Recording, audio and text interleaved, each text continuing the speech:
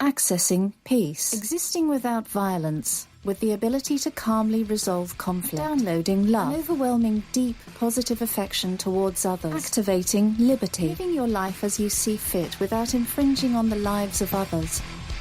Woo! Welcome to Peace, Love, Liberty Radio, online at fppradio.com. I am your host, Darryl W. Berry, the Liberty Penguin, the Wombat, the uncut cocaine of libertarianism. And you know what day it is, because, well, I do the show the same day every week. Asterisks, except for the occasional week where I don't get a show done. But most weeks, I do. Next week, I am not entirely sure, only because next week is Thanksgiving. Right, so next Thursday, the 22nd day of November, is Thanksgiving Day. I may or may not get a show done next Friday. If I don't, then I will definitely put something up. So I'll, re-release one of the best ofs, if you will.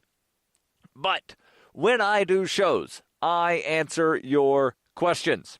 And it can be a question, or in this case, a comment, a somewhat lengthy comment about anything. And you don't even have to give it your name. You can head over to ama.fppradio.com, send in your questions. They do need to be coherent enough that I can understand them. And this is one that came in. And again, not exactly a question, but I want to share anyway. Comes in, and again, I don't generally give names for who sends things in, so if you want me to give your name, let me know. Otherwise, I'll just say I got an email, which I did. It begins. There is a TSA product being made in Manchester, New Hampshire called the QSB220. QS stands for Quantum Sniffer.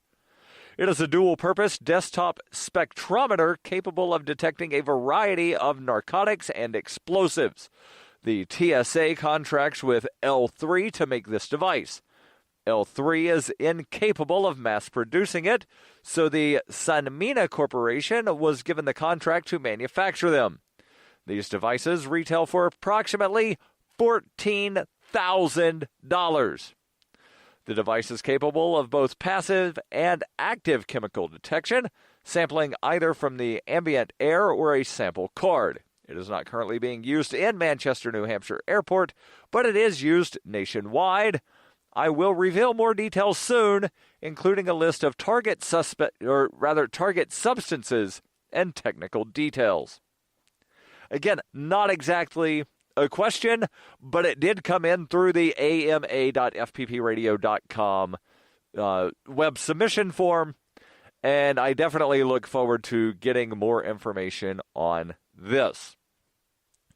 Now, I did try to find a little bit of information, and there's not a lot that I could find on this, so nothing really for me to add at this time, but definitely send me more information about this, and I will share it. Now, something that I did not get into last week that, well, I'll get into right now. And it kind of ties into next week, Thanksgiving week. And it also ties into next October and the Chicago Marathon. Because remember, I mentioned that I'm already registered for the Chicago Marathon, which is a world major, which after I finish that, I will have 1/3 of the world majors complete, New York City being another one. So New York, Chicago, Boston, Berlin, London, and Tokyo. I'm still waiting to find out about the Berlin Marathon. I did put in for the what is often referred by Americans as the lottery, but it's not actually a lottery. It's a ballot drawing, if you will. So you put your name in, and if you're lucky enough to get your name drawn, then you get in. I did get into Chicago Marathon as a charity runner. And I mentioned that the charity that I'm running for has some meaning to me. And I want to talk about that and how it ties into next week. And it's a topic that I've not discussed a lot just because it is one of those sensitive topics, and it's one that kind of brings me some pain to talk about. So, back in 2001, when my son was born, on November 19th, so Monday, it was actually a Monday when he was born, so it will be exactly 17 years that he was born on Monday. And when he was born, he had some health problems. He had an E. coli infection, he had pneumonia, and he had a touch of jaundice. The jaundice, not anything major, right? But the E. coli infection and the pneumonia definitely were, especially for a newborn, major things. And he was put in the neonatal ICU for about a week. And he had to be sent from the hospital he was born in southwestern Pennsylvania, to Pittsburgh. And that was about an hour away from where I lived. And it was one of those things, if it was just far enough to where it didn't make sense for me to drive back and forth every day. And I wanted to be with my son because, somebody needs to be there, right? My ex-wife was still in the hospital where she gave birth because she was having some medical complications as well, and it was just a very stressful time. But luckily, there was an organization that gave me a place to stay for basically a week. And that was the Ronald McDonald House. And that's the charity that I'm running for in the Chicago Marathon. Because, again, it has a very personal meaning for me. And I never thought when he was born, I never thought that, one day I'll run a marathon. And I never thought that, I wanted to wind up raising thousands of dollars for the Ronald McDonald House. But when I saw that they were a charity, I knew that I wanted to run for the Ronald McDonald House because of that personal connection. Now, I'll talk a little bit more about, everything here in just a moment here on Peace, Love, Liberty Radio. We have some good news. The indictments against Ross Ulbricht in the District of Maryland were dismissed with prejudice, meaning they can never be refiled. This is especially good because those indictments contain the only charge ever made that Ross engaged in murder for hire. This was a serious allegation that Ross Ulbricht denies. It was never prosecuted or ruled on by a jury, but was trumpeted by the federal government and the media as if it were proven fact. The Maryland court held these indictments for almost 5 years, poisoning Ross's case and leaving him under a cloud of unproven allegations.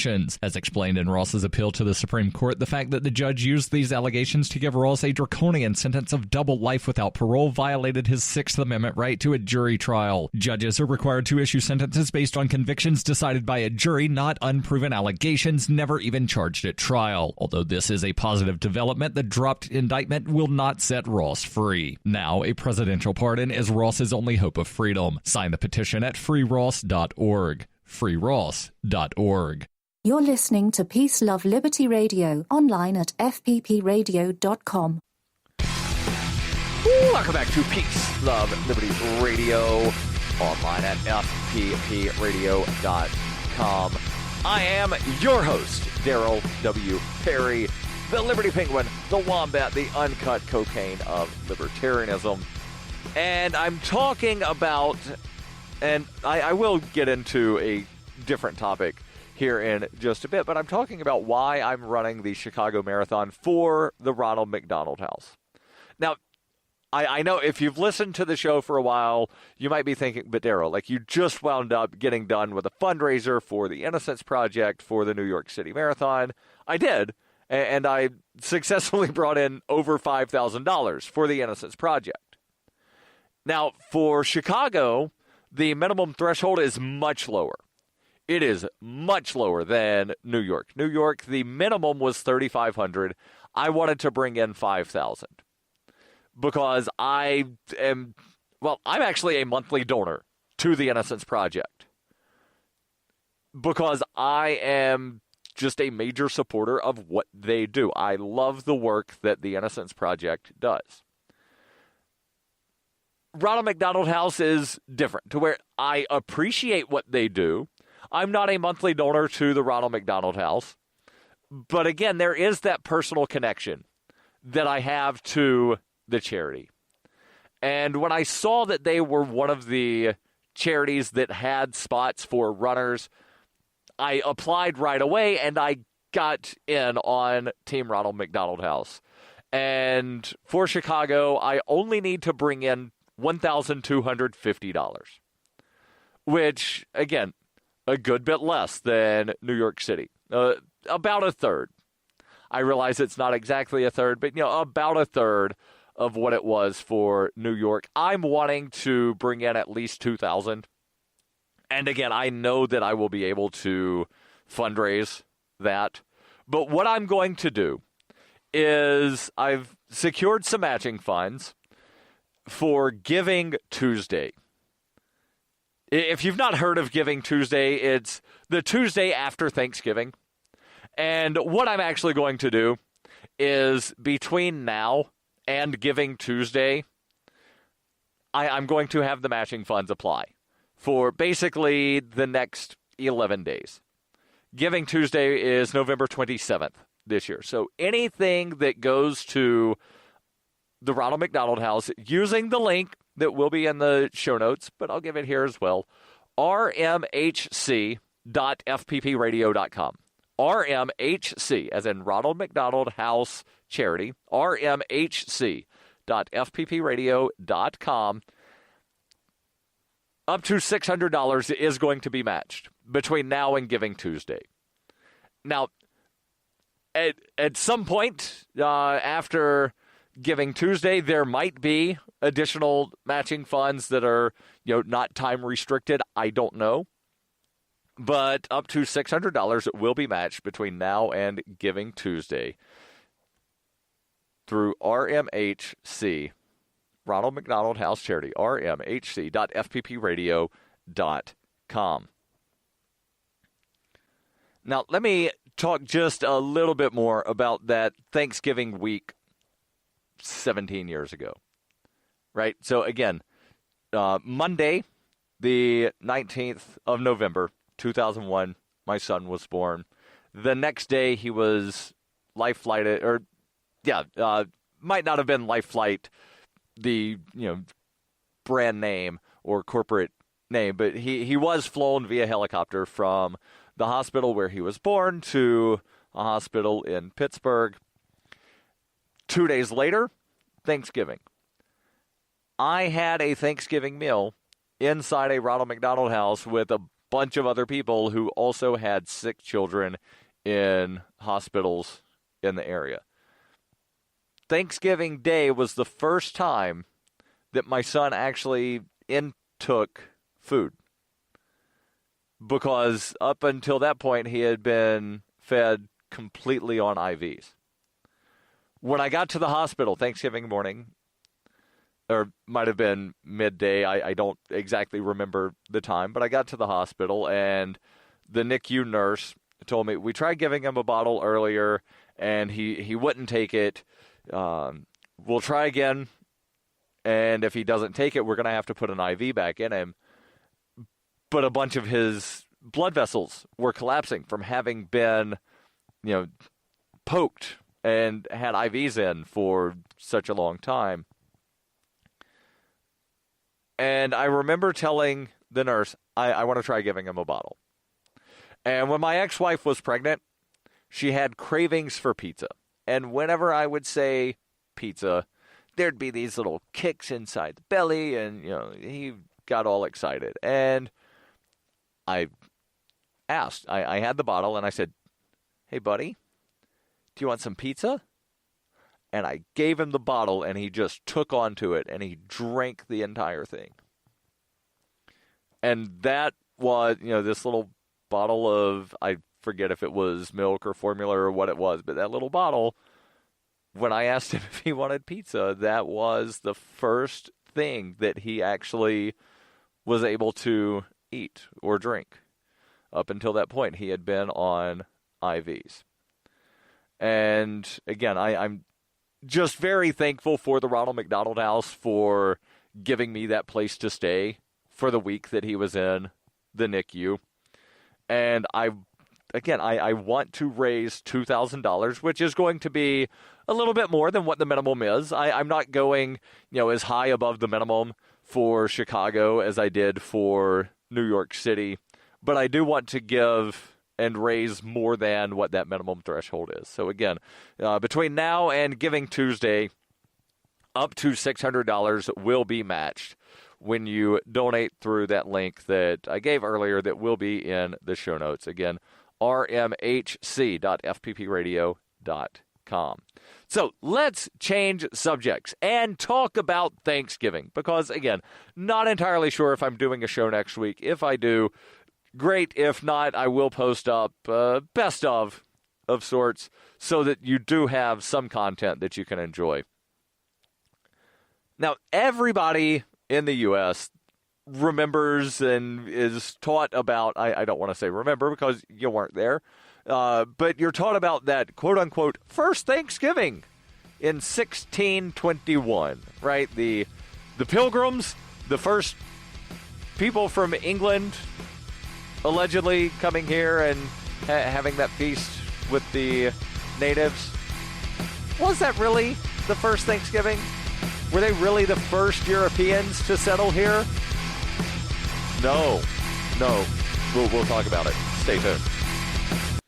During the 2013 Porcupine Freedom Festival, Davy Barker presented an idea for a renegade psychological experiment. Since then, he has refined his idea and put his plan and research into writing. He explains, "We aim to show the world beyond a shadow of a doubt that power corrupts absolutely and corrupt authority deserves no obedience." Authoritarian Sociopathy is available from Amazon.com, all major bookstores, and now available as an audiobook. You can support FPP Radio by shopping online. Whether you're looking for precious metals, bitcoins, or books, you'll find that and more at shop.fppradio.com. Every purchase you make from one of my affiliates, like Namecheap, Spendabit, and Amazon at shop.fppradio.com helps fund FPP Radio. Or you can shop directly from FPP with Bitcoin in the Bitcoin store. That's shop.fppradio.com. You're listening to Peace, Love, Liberty Radio with Darryl W. Perry. Online at fppradio.com. Hey, welcome back to Peace, Love, Liberty Radio. Online at fppradio.com. We'll jump into the history of the Thanksgivings. Yes, I said Thanksgivings, plural, because there have been a lot of them. But first, I want to make sure that you know about Horizon. It used to be Zencash. Now it's Horizon. I feel like I'm in a Might Be Giants song. Istanbul was Constantinople. Long time gone. Constantinople. Why did they change it? I can't say. People just liked it better that way. Well, with Horizon, they changed it because it's not just a cryptocurrency. It's an entire platform built on zero-knowledge technology with a decentralized secure node architecture. Horizon is working on enabling you to publish information and go anywhere on the web, all with complete privacy. And they're working on a lot of things, including that cryptocurrency that is still called Zen, Z-E-N. Horizon is bringing privacy to life. Learn more about Horizon at horizon.global. That's HORIZEN.global. Article here from history.com. Again, the claim is that in 1621, the Pilgrims had the first Thanksgiving. But that's actually not true. They have a list here of Thanksgiving controversies. For some scholars, the jury is still out on whether the feast at Plymouth really constituted the first Thanksgiving in what became the United States. Indeed, historians have recorded other ceremonies of thanks among European settlers in North America that predate the Pilgrim celebration.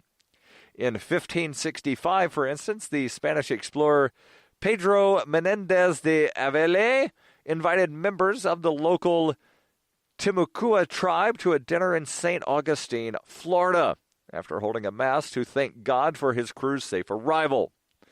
And on December 4th, 1619, 38 British settlers arrived safely at what became Berkeley Hundred on the banks of Virginia's James River.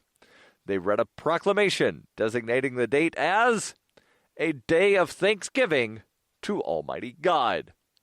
So again, at least 2 feasts of Thanksgiving by Europeans in what is now the United States that predate the Plymouth celebration in 1621.